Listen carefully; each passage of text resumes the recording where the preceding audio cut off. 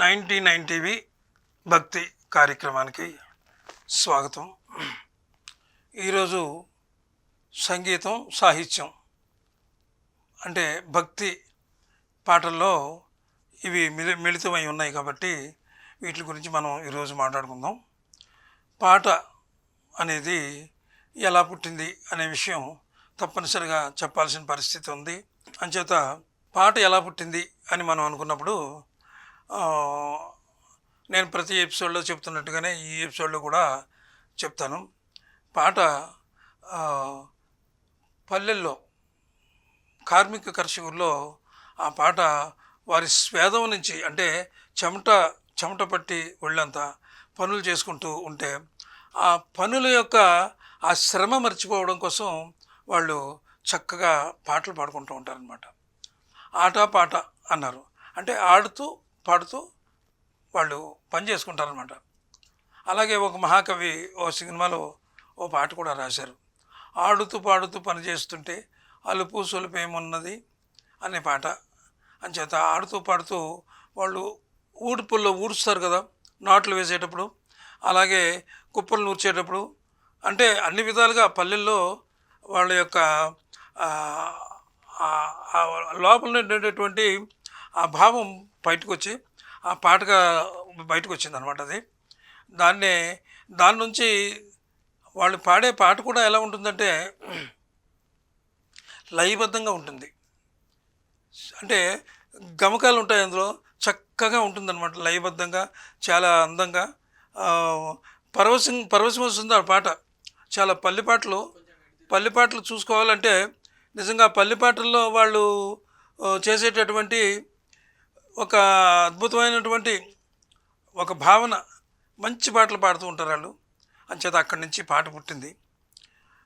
అదేవిధంగా ఇంకొక రకంగా కూడా మనం చెప్పుకోవచ్చు. ఇక్కడ ఈ పాట అంటే పాటలోనూ కొన్ని అంటే శివుడు తాండవం చేసేటప్పుడు వెలువడేది శివతాండవంలోంచి వచ్చినటువంటి, అక్కడ అమ్మవారు కూడా ఆయనతో నాట్యం చేసేటప్పుడు లయ, ఆయన తాళం ఈయన లయ, అందులోంచి కూడా ఆ పాట పుట్టింది.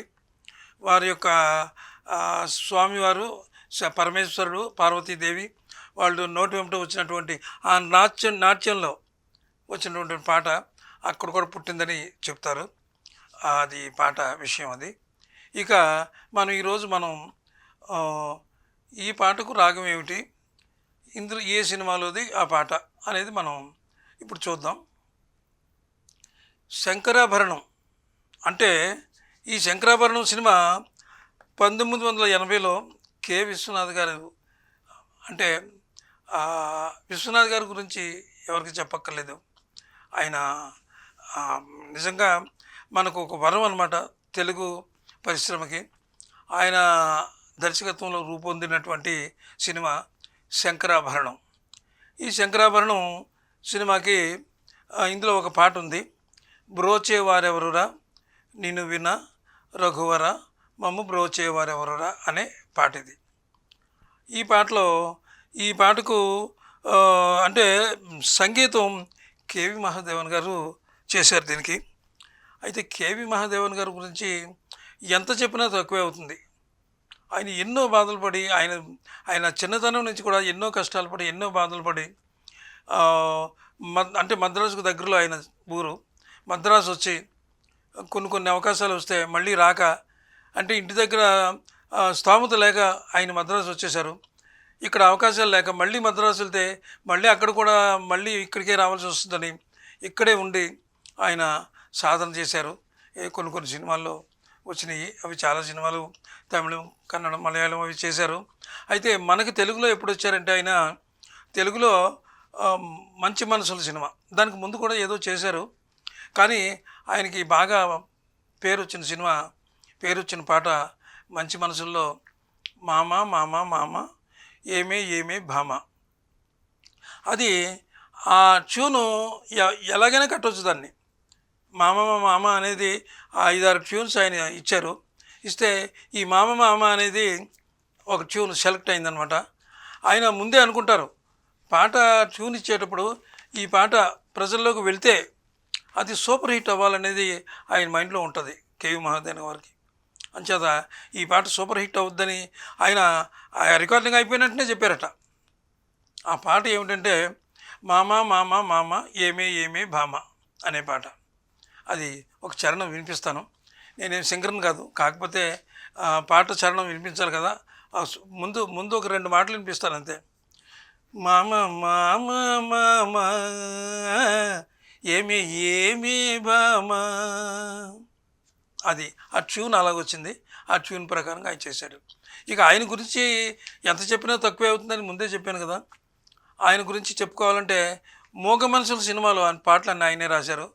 అది ప్రతి తెలుగువాడు గుండెల్లో అంటే సూటుగా ఆ పాటలు గుండెని తాకాయన్నమాట. మనసులు తాకేసాయి ఆ పాటలు. మూగ మనసుల సినిమాలో అంత గొప్పగా ఆయన చేశారు.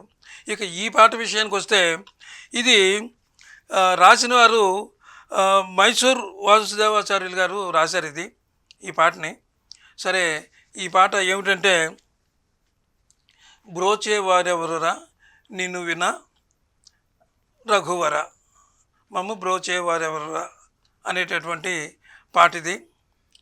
ఈ పాట కూడా ఆయన చాలా అద్భుతంగా ట్యూన్స్ ఇచ్చారు. నేను అది 2 చరణాలు మీకు వినిపిస్తాను. బ్రోచే వారెవరురా నిన్ను విన రఘువరా, నన్ను బ్రోచే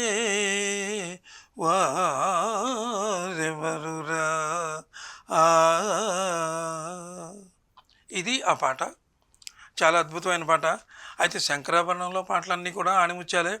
ఇంత అద్భుతమైనటువంటి పాట ఇందులో వారు ఇచ్చారు.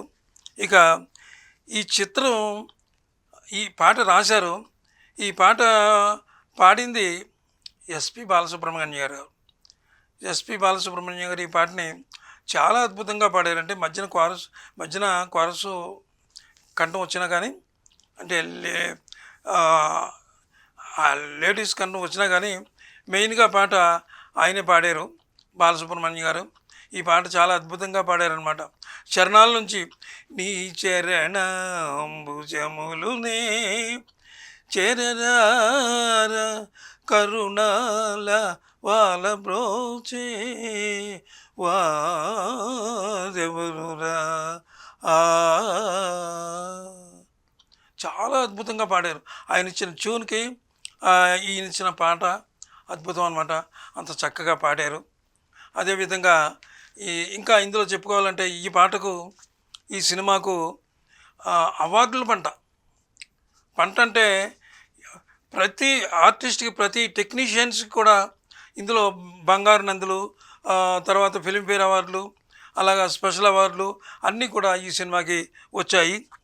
అయితే ఇందులో ముఖ్యంగా మనం చెప్పుకోవాల్సింది ఏంటంటే సోమయాజులు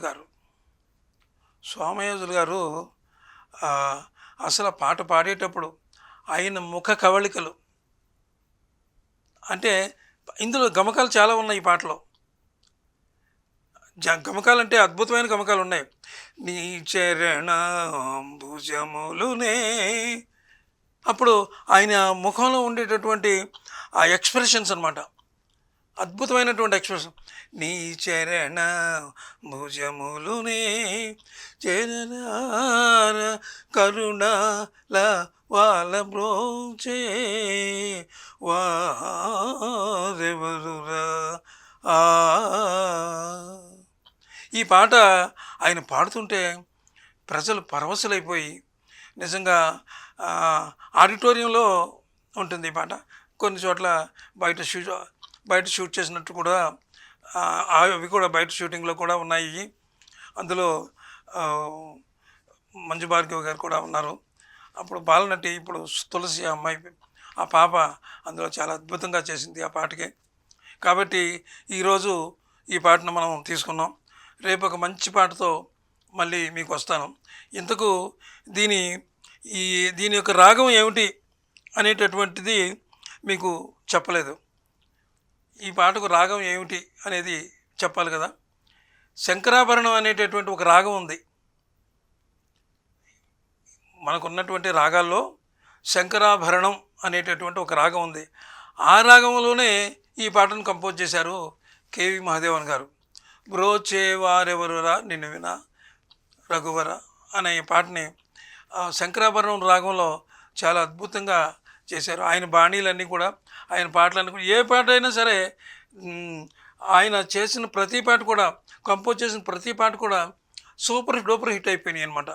ఎన్నో పాటలు మనకి ఆయన ఇచ్చారు మహానుభావుడు. ఆయన ఇప్పుడు మన మధ్య లేరు, వారికి నమస్కారం. చాలా అద్భుతమైనటువంటి పాట ఇది. మరి రేపు మరొక పాటతో మళ్ళీ మిమ్మల్ని కలుస్తాను. మరి అందరి దగ్గర సెలవు, నమస్కారం, వస్తాను.